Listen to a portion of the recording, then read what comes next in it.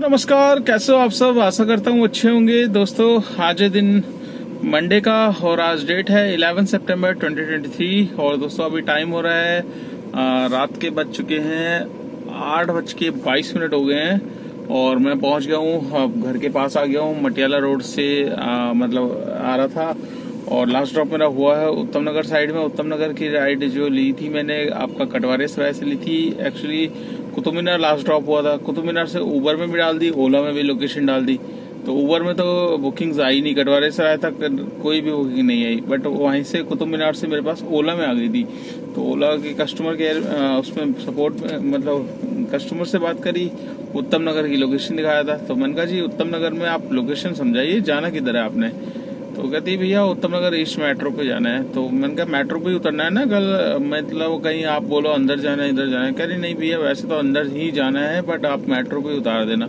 मैं कहा जी हम मेट्रो पे ही उतारेंगे क्योंकि अंदर इस टाइम मतलब कैब जाना बहुत ही तो खतरनाक होता है और हमारे लिए इतना जाम कुछ बचेगा नहीं जहाँ हम फंस जाएंगे। और तो कह रही कोई नहीं भैया आप मेट्रो पे उतार देना। तो मेट्रो पे ड्रॉप करके मैं आ गया था मटियाला के मतलब कट के पे ही खड़ा था, पिलर नंबर 717 से। जो गंदा वाला जाम लगा है ये लगा लो 200 मीटर की लोकेशन में कम से कम 20 से 25 मिनट लग गए दोस्तों मेरे को। तो वहां से बड़ी मुश्किल से निकल के आया, निकल के आके अब जाके मैं इधर घर के पास पहुंचा हूँ। तो दोस्तों आज मैं मॉर्निंग में निकला था, करीब मैं निकल गया था आज 6:45 तक निकल गया था। 6:45 निकला था। 6:45 के बाद मेरे पास बुकिंग्स में देख रहा था बुकिंग कोई आ जाए ओला उबर में। तो ओला में तो पता नहीं क्या है कि सॉफ्टवेयर का इशू रहता है, क्या रहता है। एक बार आप दोस्तों इस पे कमेंट्स करके ज़रूर बताना कि आप जो भी भाई ओला चलाता है तो उसके पास भी सेम ऐसी बुकिंग्स आती है जो मेरे पास आ रही है। मेरे पास क्या होता है कि मैं जब भी ओला की एप्लीकेशन खोलता हूँ मेरे पास 4 किलोमीटर 5 किलोमीटर 3.8 किलोमीटर जो 4.5 किलोमीटर की होती है उस पर 50 रुपीज एक्स्ट्रा, मतलब एकदम जैसे उबर देता है हमें। उबर का क्या है कि बंदा यहीं पे हमारे सामने खड़ा होगा तो सामने की ही बुकिंग मिलेगी, ठीक है। अब इसकी पता नहीं क्या होता है 3-3 4-4 किलोमीटर दूर ये कैब भेज रहा है, वहां पर हमें कंफर्म नहीं होता बंदा है नहीं है, कैंसिल कर दे। क्योंकि आजकल क्या है कि 2 फोन तो सभी चला ही रहे हैं, दोनों में देख लेते हैं जिसमें वो कम फेयर लगा उसी में बुक कर दिया, जिसमें बुक दोनों में ही कर देते हैं। चक्कर ये होता है और जो पहले कैब आ गई बस उसमें बैठ के निकल गए, बाकी वो ड्राइवर कैंसिल करता रहेगा। ड्राइवर अपना बेचारा आ रहा है लोकेशन पे, हाँ जी सर मैं तो पहुंच गया हूँ। वो कहते हैं अरे भाई भैया मैंने तो बहुत देर पहले बुक करी थी, आपने तो लेट कर दिया, अब आप कैंसिल करो। ड्राइवर भी कहता है मैं नहीं कैंसिल करूंगा। तो आधे घंटा खराब उसका भी हो जाता है बैठे बैठे। फिर वो बंदा सोचता है यार मेरे काम का नुकसान हो रहा है तो मुझे कैंसिल करना पड़ता है। तो कैंसिल ड्राइवर की तरफ से होती है, तो जिसमें पेनल्टी ओला अपनी तरफ से ठोक देता है, कभी ऑफ रोड कर देता है, कभी 1 घंटे के लिए बंद कर देता है, कभी 2 घंटे के लिए बंद कर देता है। तो अलग अलग मतलब इसकी वो चलती रहती है। तो मुझे एक बार कमेंट्स करके दोस्तों बताना है कि ओला में आपके पास भी यही सेम इशू है कि दूर दूर से बुकिंग आती है, सिर्फ मेरे पास ही। मेरे पास करीब मतलब 3 किलोमीटर से कम की बुकिंग देता ही नहीं है ये हर बार। तो ये बुकिंग भी मेरे पास 2.8 किलोमीटर से आई थी, कुतुब मीनार पे खड़ा था और कटवारे सराय, आप सोचो। पर गो होम की थी तो मैंने सोचा यार कोई नहीं, इतना तो गाड़ी वैसे भी खाली चलती है तो इतनी और चल जाएगी, कम से कम आते आते आपको कुछ फेयर तो मिलेगा। तो इस ट्रिप में मेरे को 295 मिल गए थे। तो दोस्तों आज मैं मॉर्निंग में 6:45 निकला था और पहली ट्रिप मैंने उठाई थी जो है 7:20 पे आपका नवादा मेट्रो स्टेशन के पास से सीधा गुड़गांव सेक्टर 46। तो 46 में राइडर को बैठा लिया। बैठाने के बाद वो होता है ना दोस्तों, कोई ऑफिस का कलीग दिख जाए, द्वारका मोड़ पे कोई मैडम जा रही थी, उनकी ऑफिस की कलीग थी या कुछ ही था। तो भाई साहब ने विंडो खोल के हेलो मैम आप कहाँ जाते हो, वहाँ जाते हो, अच्छा मैं ड्रॉप कर देता हूँ। चलो ठीक है यार ड्रॉप कर रहे हो आप, कोई दिक्कत नहीं, हमें तो देखो 4 पैसेंजर अलाउड होते हैं, हम किसी को मना नहीं कर सकते। बैठा लिया। बैठाने के बाद भाई साहब रूट जो बता रहा है वो नहीं फॉलो करना। रूट बता रहा है विजयवासन वाली साइड से अंदर से बता रहा है, मारुति और उद्योग विहार साइड से बता रहा था, ठीक है। अंसल प्लाजा मॉल से होते हुए आपका, क्योंकि इस तरफ क्या है कि कापासेड़ा वाली साइड पे मिल जाता है जाम, ठीक है। तो उस मैडम को जाना था इफ़को उतरती हो, उसको उतरने नहीं दिया। कहते मैं आपको छोड़ देता हूँ, कोई नहीं, मेरा कट एक कट पहले है तो एक कट बाद से। तो मेरे से बोलता भैया आप एक कट बाद से ले लेना, सेम ही डिस्टेंस है कोई। तो मैं कुछ टाइम तो कुछ बोला नहीं, मैं यही सोच रहा था, मैंने कहा यार ये अभी मैं वो करूँगा तो बहसबाजी हो जाएगी, फिर बेकार में कुछ। तो मैंने कहा चलो देखते हैं आज ऊपर के अभी फेयर बढ़ता है कि नहीं बढ़ता। तो उस मैडम को उतार दिया झारसा रोड पे। झारसा रोड से आपका उस तरफ यूनिटेक साइबर पार्क की तरफ था उसका, ठीक है। तो झारसा रोड पे वहाँ से 2-3 किलोमीटर का और डिस्टेंस पड़ा। तो तकरीबन जो बिल था उसका वो मुझे पता नहीं, बट 619 रुपये का बिल बना, ठीक है। 619 के बिल में उसने बोला यार इतना कैसे बढ़ गया। तो मैं ना उसकी शक्ल देखने लग गया। तो मैंने कहा सर ये मतलब पेट्रोल से मतलब उससे चलती है, पानी से नहीं चलती गाड़ी। मैंने कहा आपने जो रूट सेट किया था ना, आपकी जो डेस्टिनेशन थी वहां तक का फेयर वही दिखाता अगर आप एज पर नेविगेशन आते। मैंने कहा आपने मैडम को बैठाया, मैडम के बाद आपने उनके ऑफिस छोड़ा। तो मैंने कहा आप खुद डेस्टिनेशन चेंज कर रहे हो तो उसमें फेयर नहीं चेंज होगा। तो बंदा चुप, कुछ नहीं बोला। तो मैंने ज़्यादा बहस करी नहीं, मैंने कहा तो चुपचाप उसने कर दिए।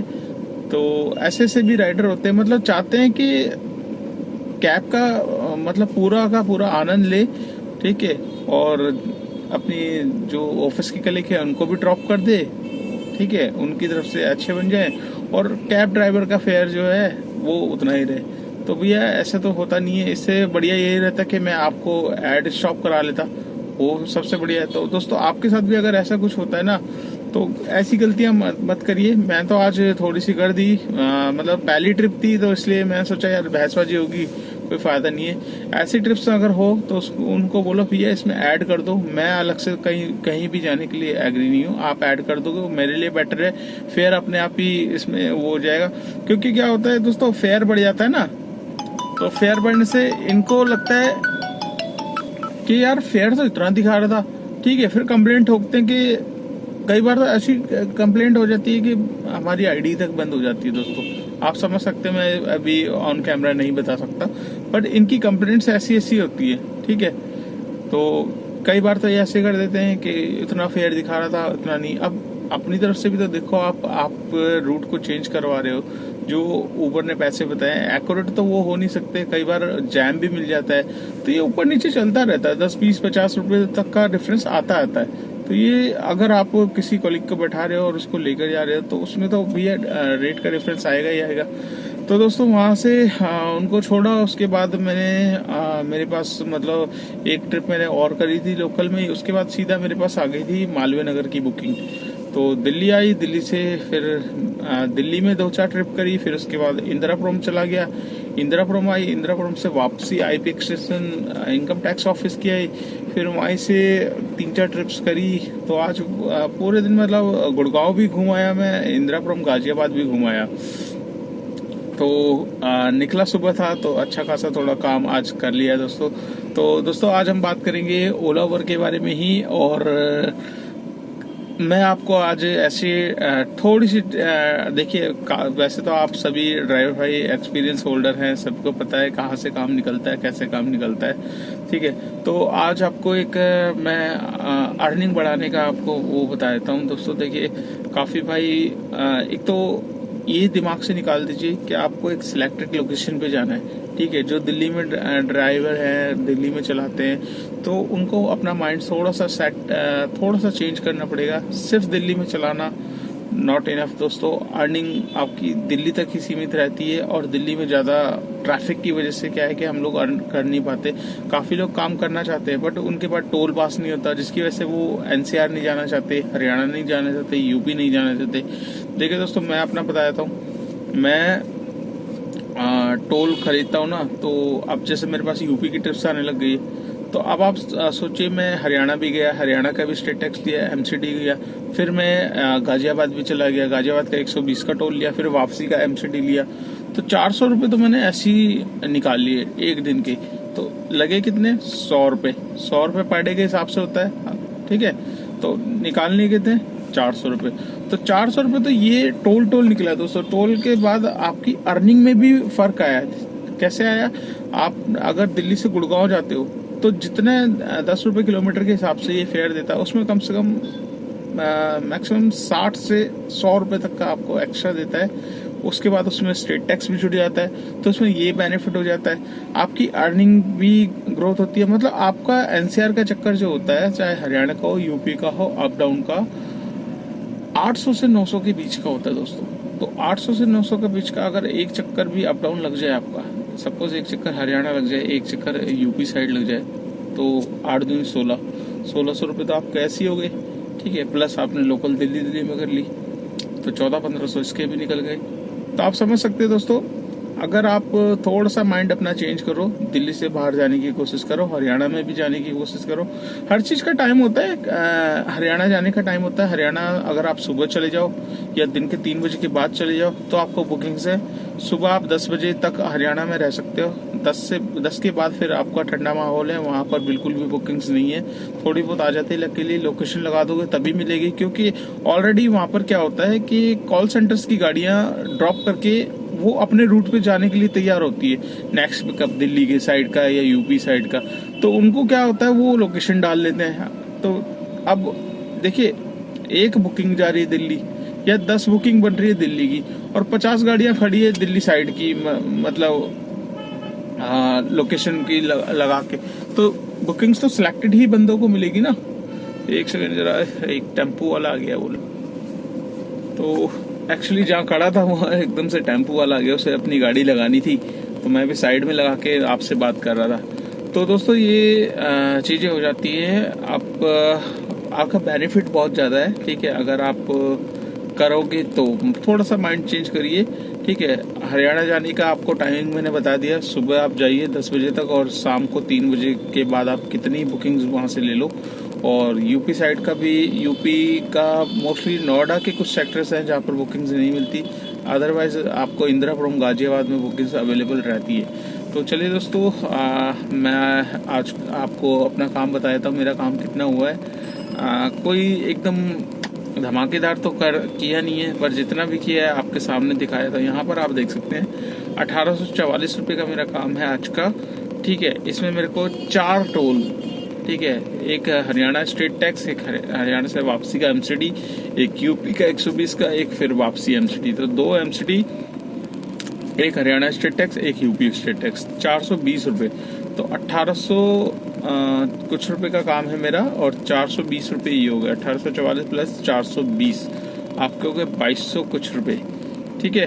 तो 2200, 2250 आप मान लीजिए, 2250 ये हो गए। और 300 रुपये की मैंने ओला में एक ट्रिप करी है अभी जो लेकर आया, तो 2250 प्लस 300 आपके हो गए 2500, 2550। आप राउंड फिगर 2600 रुपये मान लीजिए आज का काम, ठीक है। थोड़े बहुत एक्स्ट्रा भी आ जाते हैं पैसे, ऐसी कोई दिक्कत नहीं है। तो आज का काम है दोस्तों 2600 रुपये का। 2600 रुपये में जो टोल है उसको हम हटा लेते हैं, साइड में रखते हैं।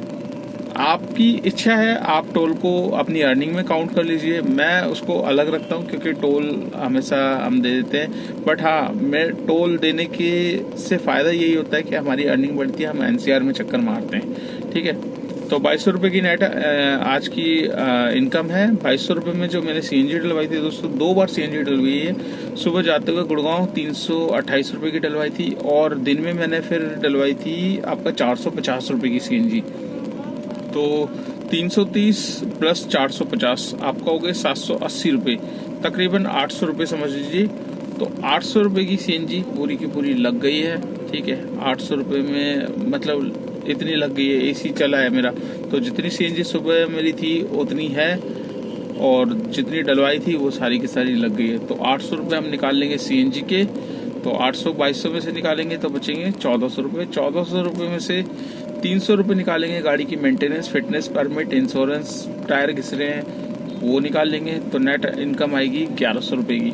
तो 1100 में आप टोल को प्लस करोगे 1400, तो 1500 नेट इनकम समझ लीजिए। बट मैं टोल को आपको अलग दिखाता हूँ क्योंकि टोल हमें देना पड़ता है, ठीक है। बाकी वो अर्निंग में आपकी इच्छा है, आप काउंट कर सकते हैं। तो लमसम 1500 रुपये तक का आप ये समझ लीजिए नेट प्रॉफिट है, 1500 रुपये।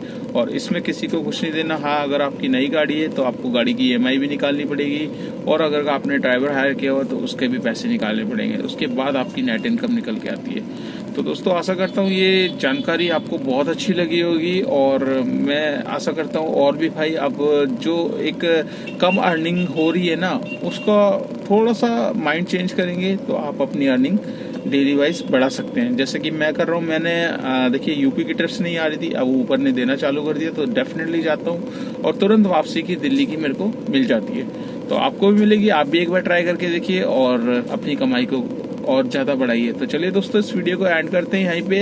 आपको वीडियो कैसी लगी लाइक कर देना, चैनल पे फर्स्ट टाइम तो चैनल को सब्सक्राइब कर लेना। अगर आप मेरी वीडियो फेसबुक पे से देख रहे हो तो उसको भी फॉलो कर लेना, ज़्यादा से ज़्यादा शेयर कर देना। दोस्तों जितना वीडियो शेयर करोगे उतनी वीडियो आगे पहुंचेगी, उन भाइयों के पास जाएगी जो जानना चाहते हैं ओला उबर में आजकल कितना काम है। तो चलिए दोस्तों वीडियो को एंड करते हैं और आपसे मुलाकात करते हैं कल नेक्स्ट डे नेक्स्ट टर्निंग पे।